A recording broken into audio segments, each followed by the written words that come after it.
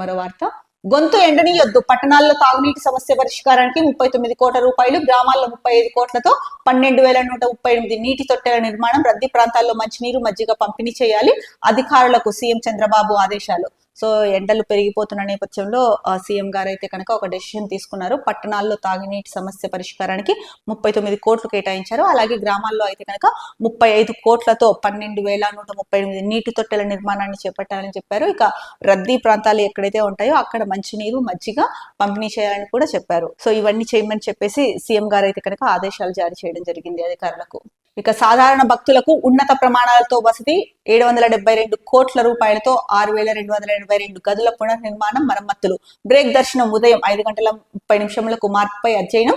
తీతిదే పాలక మండలి భేటీలో నిర్ణయాలు. 5,258.68 కోట్ల రూపాయల బడ్జెట్ కు ఆమోదం. సో ఇకపై సాధారణ భక్తులకు కూడా ఉన్నత ప్రమాణాలతో తిరుమల తిరుపతి దేవస్థానంలో అయితే కనుక వసతి లభించే అవకాశం ఉంది. ఎందుకంటే కనుక 772 కోట్లతో అయితే కనుక సో 6,282 గదులను అయితే కనుక పునఃనిర్మాణం చేస్తూ మరమ్మతులు చేపడుతున్నారు అని చెప్పేసి ఇచ్చారు.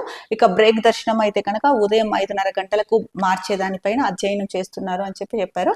మొత్తానికి 5,258.68 కోట్ల బడ్జెట్ కి అయితే కనుక నిన్న జరిగిన తీతిదే పాలక మండలి భేటీలో అయితే కనుక ఆమోదం లభించింది అన్నట్టు ఇక్కడ వార్త వచ్చింది. ఇక ఉత్తరాంధ్రలో అంతర్జాతీయ వర్సిటీ జార్జియన్ నేషనల్ వర్సిటీతో ఏపీ ప్రభుత్వం ఒప్పందం. 1300 కోట్ల పెట్టుబడి పెట్టనున్న జిఎన్యు మంత్రి లోకేష్ సమక్షంలో ఒప్పందం. సో మంత్రి లోకేష్ సమక్షంలో ఒప్పంద పత్రాలపై సంతకాలు పెడుతున్న జార్జియన్ నేషనల్ యూనివర్సిటీ రాష్ట్ర ప్రభుత్వ ప్రతినిధులు.